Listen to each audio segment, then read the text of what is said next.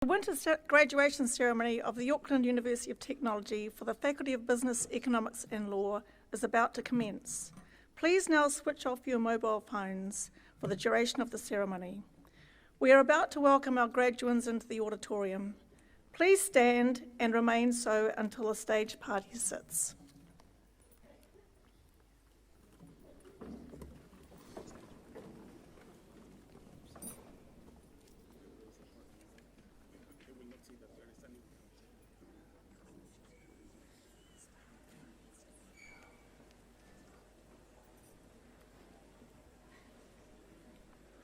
Tapa mai, tū mai, tapa mai, tū mai, e ngā manu o te wānui a tāne.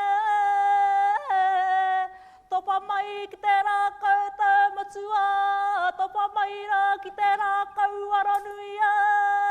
Tapa mai, tū mai, tapa mai rā. Mai rā, ki tā katangata kua tae mai ki runga i te karanga te rānei e. Tēnei ngā hua te rākau tai matua, kua tai mai ki te arapai tamae. Kua kake a te rātou ki te wānanga aronui e.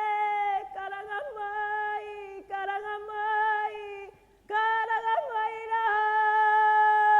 Topa mai rā, tū mai rā, ngā manu o te wā e. Haria mai rā, ngā mate, ngā rai mata.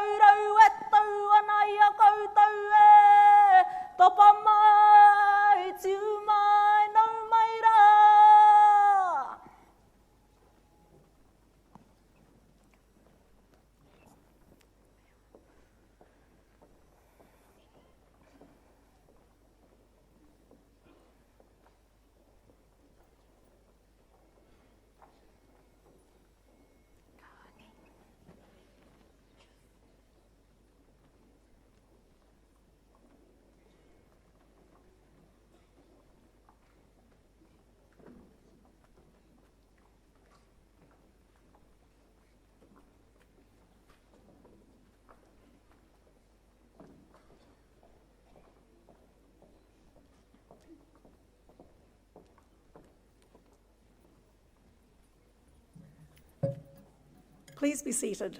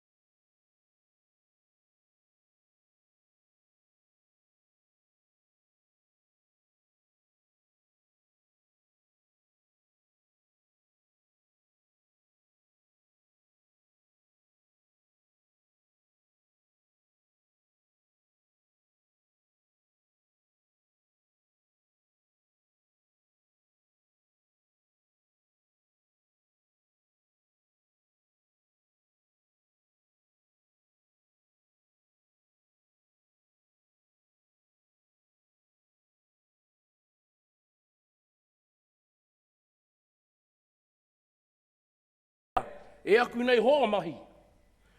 Tēnā koutou, a tēnā tātou katoa, kia ora. Tōku reo tōku ohoho, mapihi maurea, whakakai marihi. Nei o te kaupapa o te reo mori e ka ngā tuku i ana ngā tipuna. He pare kawa he mea hira tōku reo tōku ohoho, mapihi maurea, whakakai marihi. Kōrero tia te reo i ngā wā katoa, kia kore rika ki te moa. Mana tangata, mana motu ake, tōku reo tōku ohoho, mapi maurea, whakakai marihi. Tōku reo tōku ohoho, mapi maurea, whakakai marihi. Anō reira, tēnā koutou, a kia ora mai ora tātou katoa, kahuri.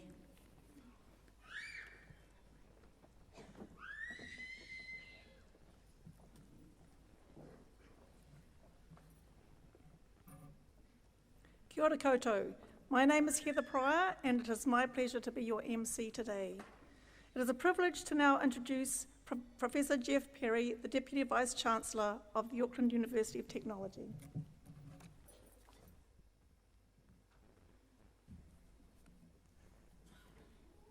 Chancellor,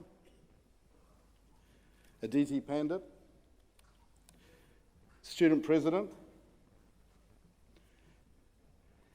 professors, officials and staff of the university, ladies and gentlemen, and most importantly, our graduands. Congratulations to all of you. You have successfully completed your program, your exams, your essays, your projects, your dissertations and theses. You have been judged to have reached the standard for an AUT qualification. Well done. AUT is now New Zealand's second largest university, with nearly 30,000 students, and it is New Zealand's fastest growing university.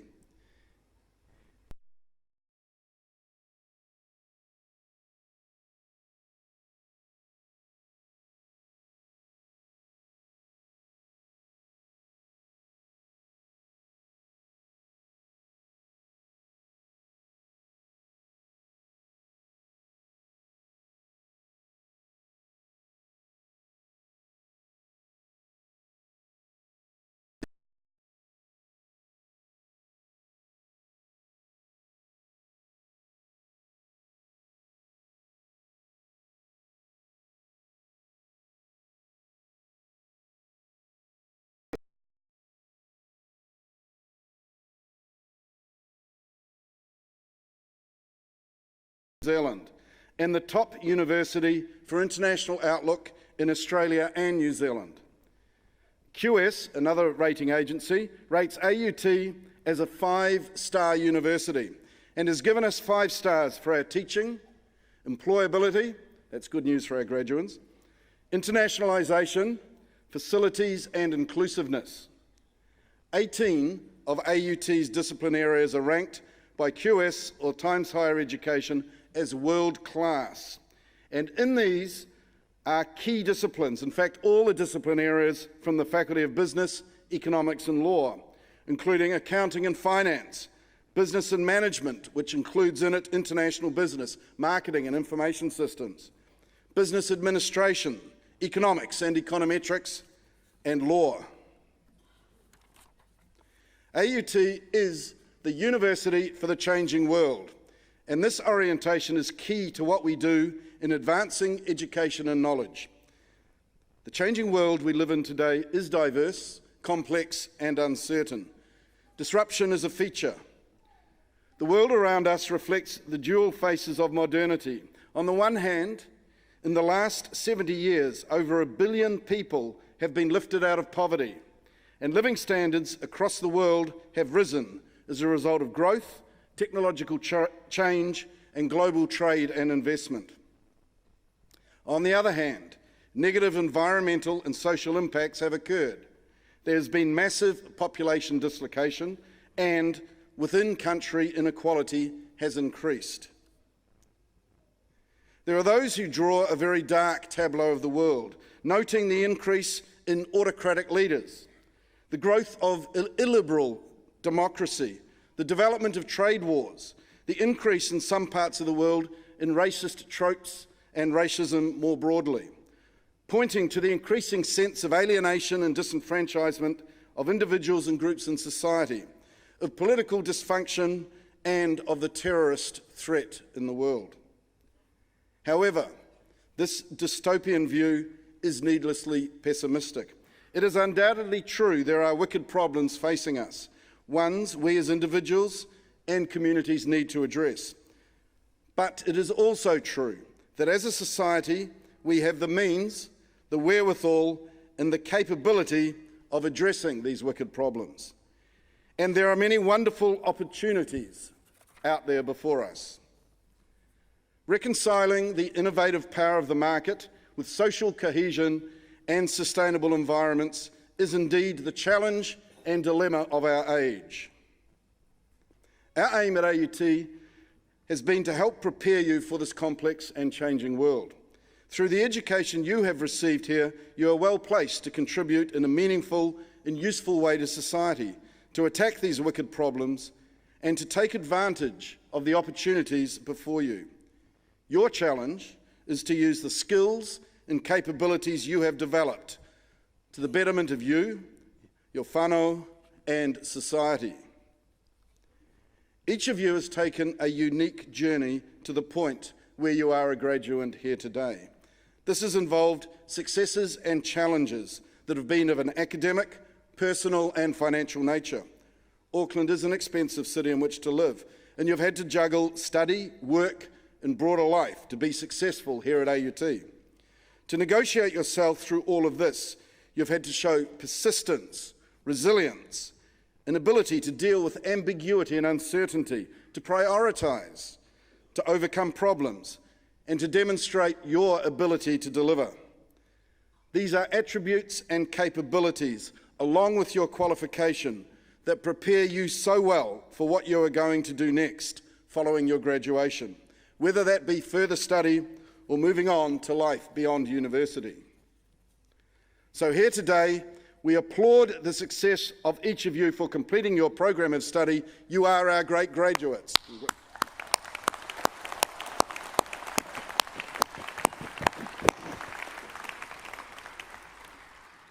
Talking of applause, some words to friends, family and supporters up in the cheap seats at the back. Even though this is a formal ceremony, when the time comes and your graduate walks across the stage, please don't feel you must suppress your exuberance. Enthusiastic and joyous contributions from the audience are welcomed. Clapping, cheering, whistling, calling and other traditional acknowledgements are all very appropriate, so don't hold back. Finally, to the graduands. In a short while, you will have joined the company of the graduates of the Auckland University of Technology. You will bear the AUT name on your CV and on the qualification that you hang on the wall, at home or in the office. You will become an important part of the reputation of this university. People will judge AUT's performance, its quality, its relevance and its contribution by what you do and what you say, by the proficiency and judgment that you display. I can say now that from what we have learned about you during your time with us, we know you will do us proud. So, I hope you are enjoying your graduation ceremony. In the US, graduation ceremonies are often called commencement ceremonies because they are not the end, they are the beginning. So today is for you also the start. The passport you have, or you're about to get your qualification, means that you can go where you wish, not where you are told. Who knows where in 10, 20, 30, 40 years you will have arrived. Keep learning, keep succeeding, make a difference, enjoy yourself and live well. Tēnā koutou, tēnā koutou, tēnā koutou katoa.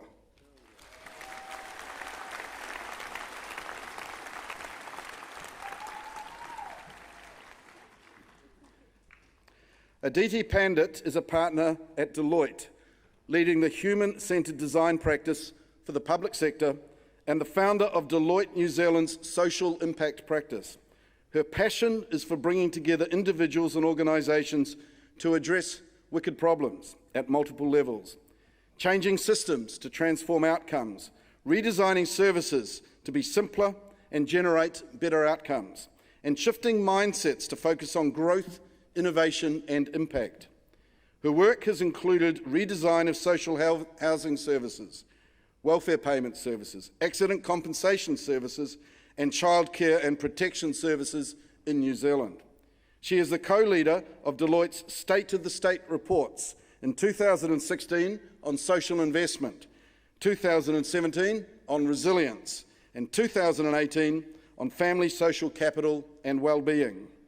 Within Deloitte, she leads the talent agenda for consulting, looking after the end-to-end employee experience, including diversity and inclusion, gender parity, and engaging the millennial workforce. It is with great pleasure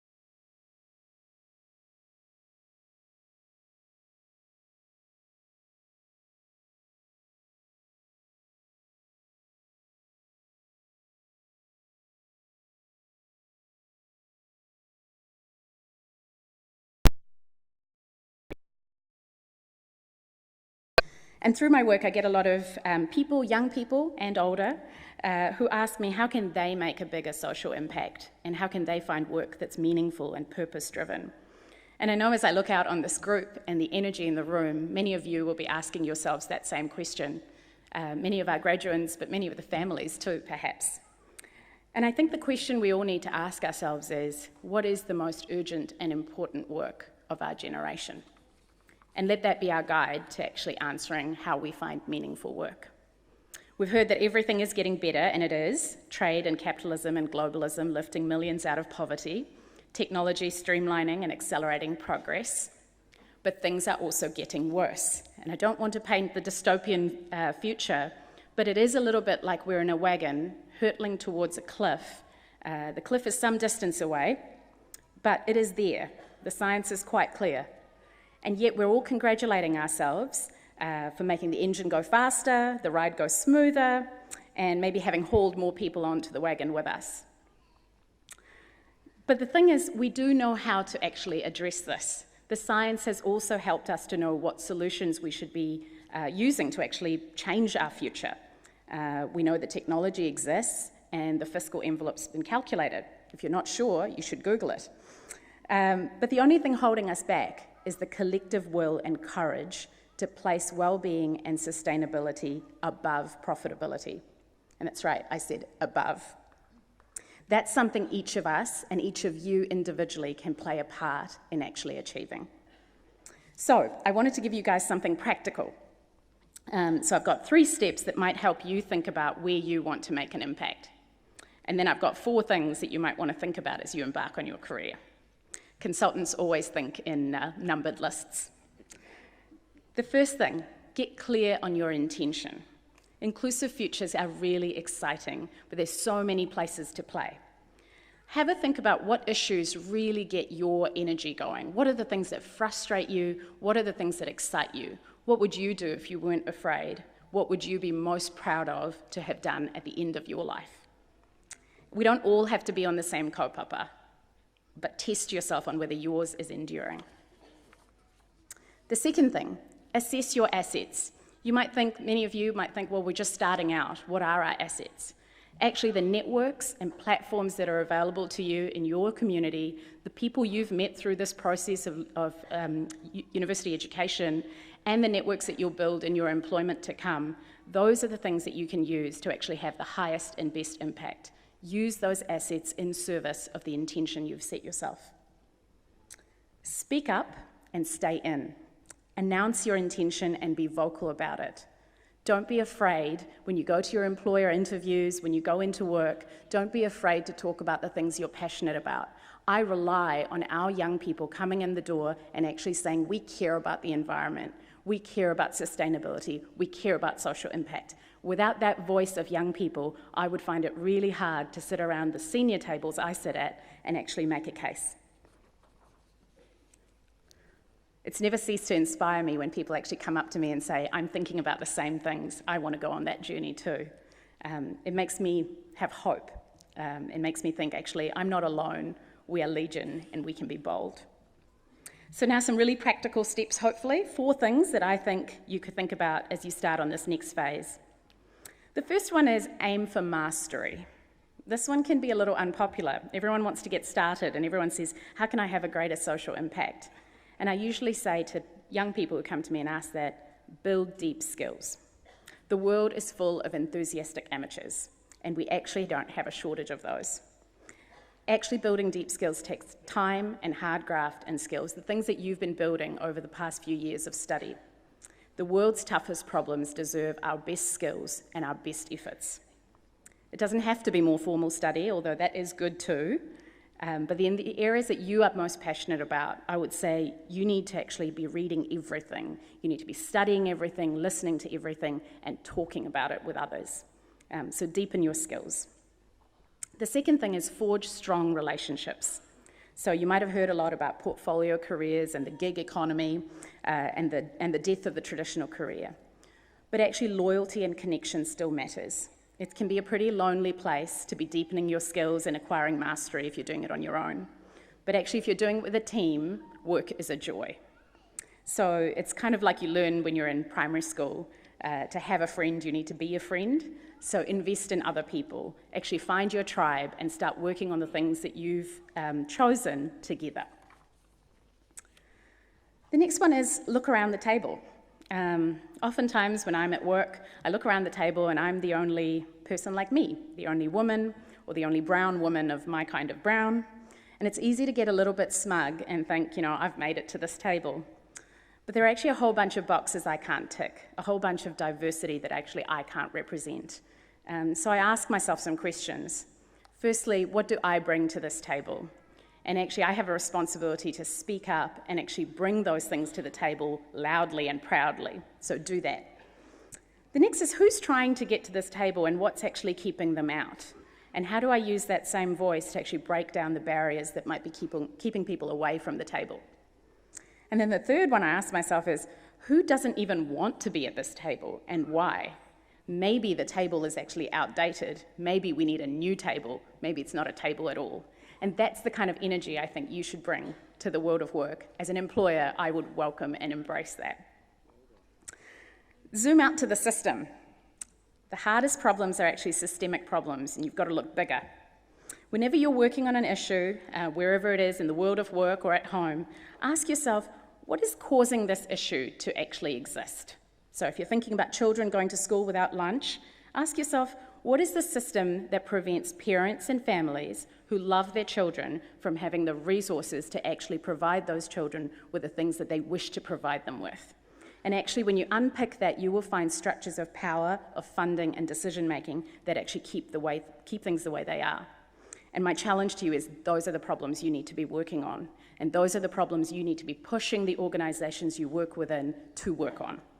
I don't think we can make effective change at an individual level unless we're actually also advocating for the system to change around us.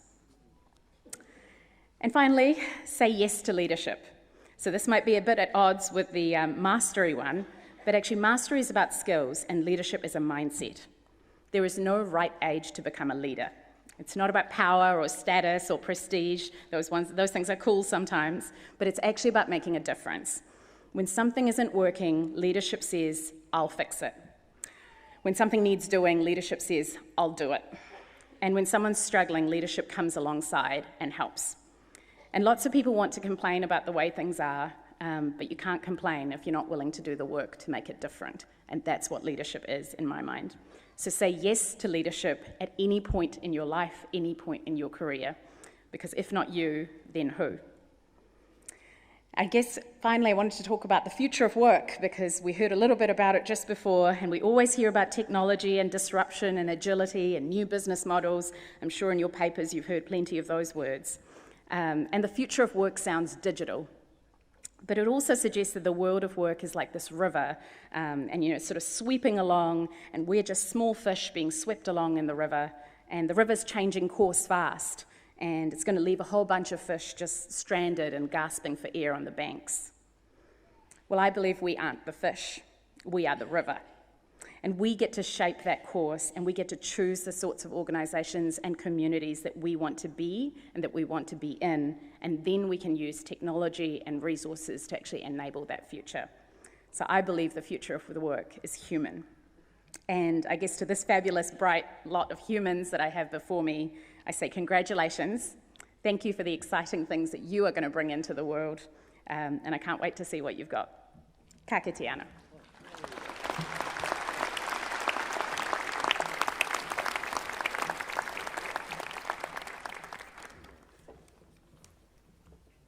Diti, thanks for your speech. The challenge of making work meaningful. I love the question that you asked at the start. What would you do if you were not afraid? It's a really good question for all of us to think about. What would we do if we were not afraid? If we removed the constraints and thought about what could we really do? And your answer, I would bring my heart to work. So if we think about how each of us can make a difference in the workplace, how we can have an impact on some of those broader wicked problems. And in your speech, you gave advice, insights, and steps. We couldn't really ask for more. Thank you very much.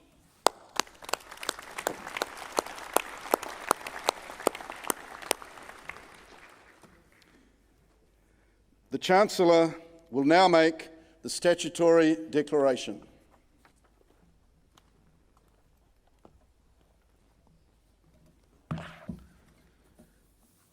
By the authority vested in me by resolution of the Auckland University of Technology Council, I, John Marsden, hereby grant the degrees, diplomas and certificates to those present and in absentia who've satisfied all requirements of this university.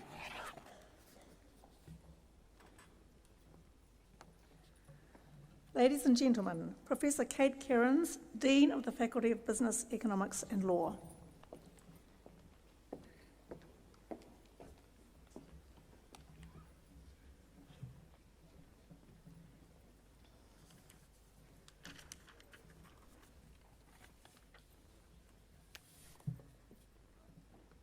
Chancellor, Deputy Vice-Chancellor,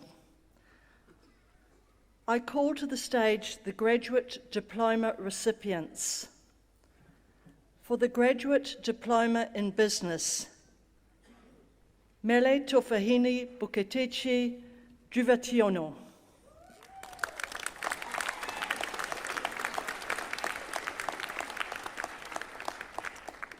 Isabel Fatima Conceição Lay.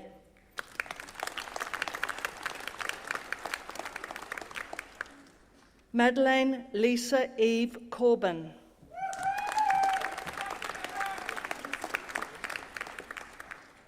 Amol Anil Dapre.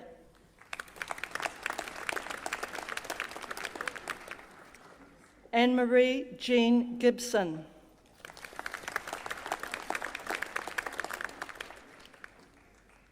Santosh Shankar Iyer.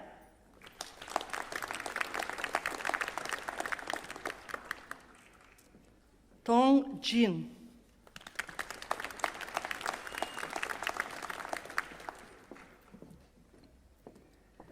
Tammy Leanne Cairo.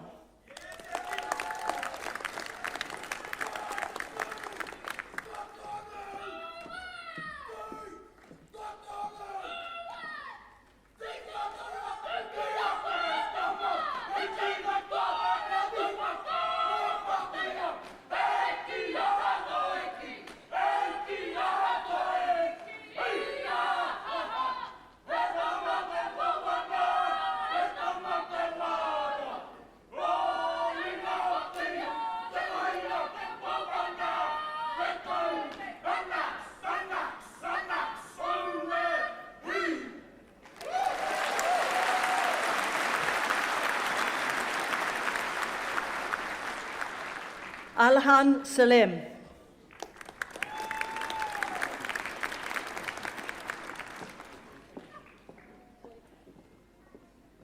Stacey Ann Upjohn.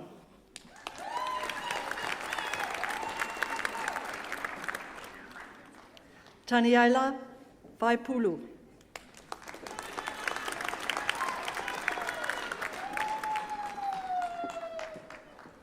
Dran Nok Mai Vo.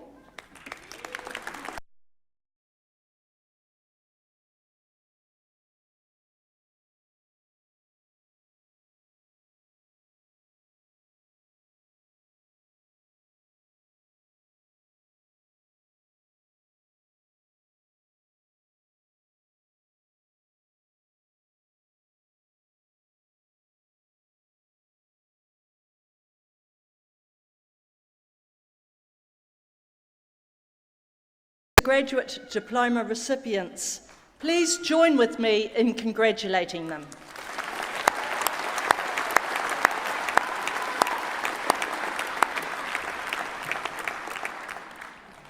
I call to the stage the Bachelor's Degree graduands. Bachelor of Business, Jonathan Lee Siu Hong.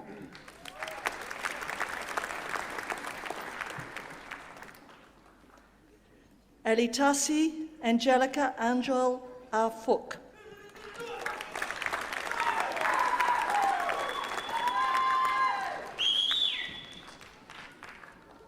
Josiah Malotupule Charlie Atune.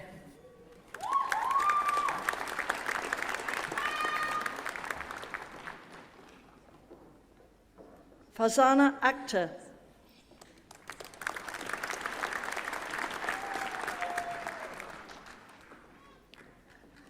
Faisal Tovik Aldal.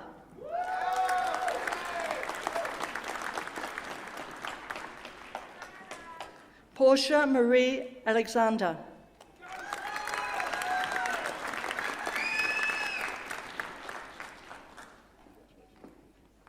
Leon Ayad Nazar Al-Kaizi.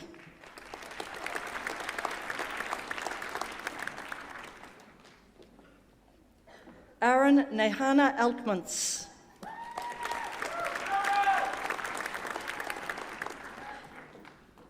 Yuan An.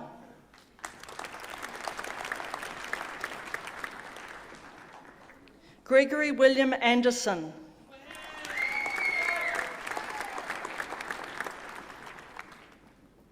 Anasina Fiasili Annandale.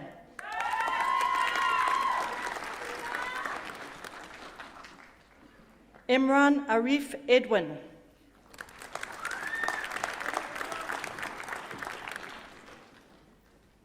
Tifai Rebecca Asa.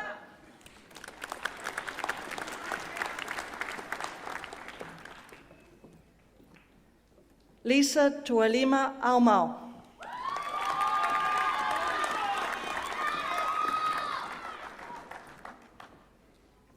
Ethan Jade Axton Cribb.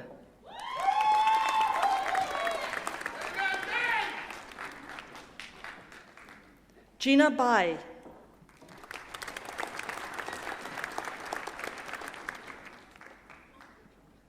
Fatumatua Ba, also Bachelor of Health Science.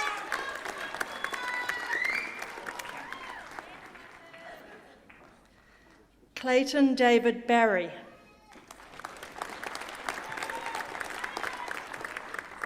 Jonathan Patrick Baskett.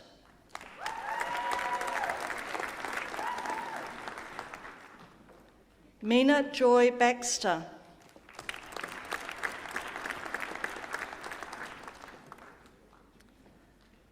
Ahmed Saleh Abin Abda.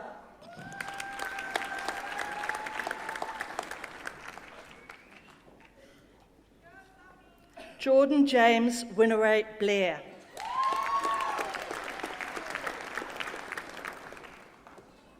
Maro Bonsumaro.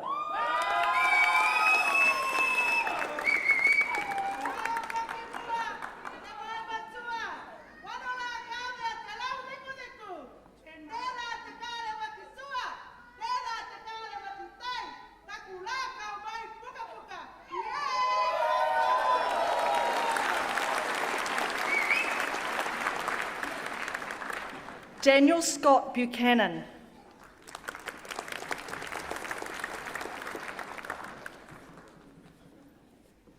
Sean Berger.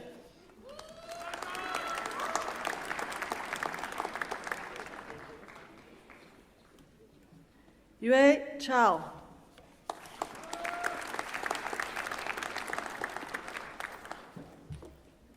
Renee Teniel Carthew.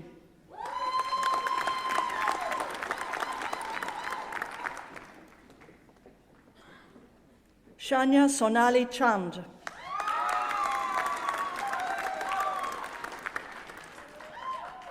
Nalisha Prakash Chandra.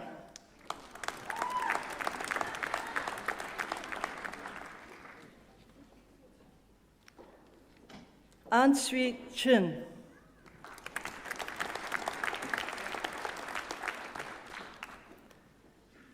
Jing Chin.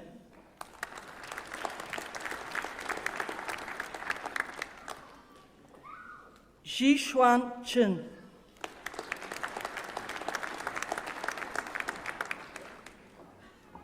Afra Chilmiran.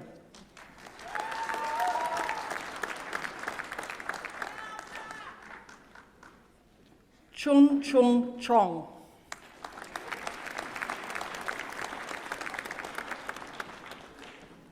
Jackie Chak Fai Chong.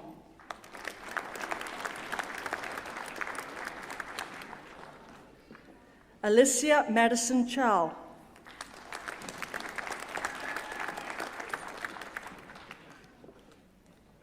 Regina Jo Wai Chu.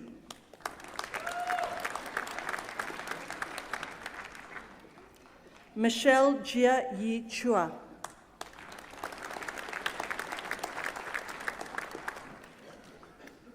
Albert Yao Wing Chung.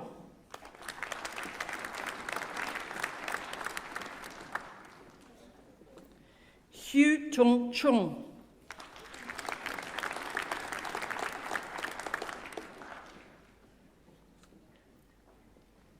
Courtney Suliana Fahina Kokavalu.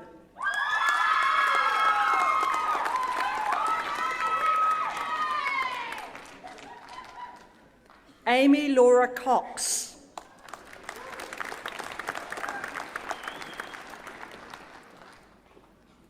Jessica Ann Cox.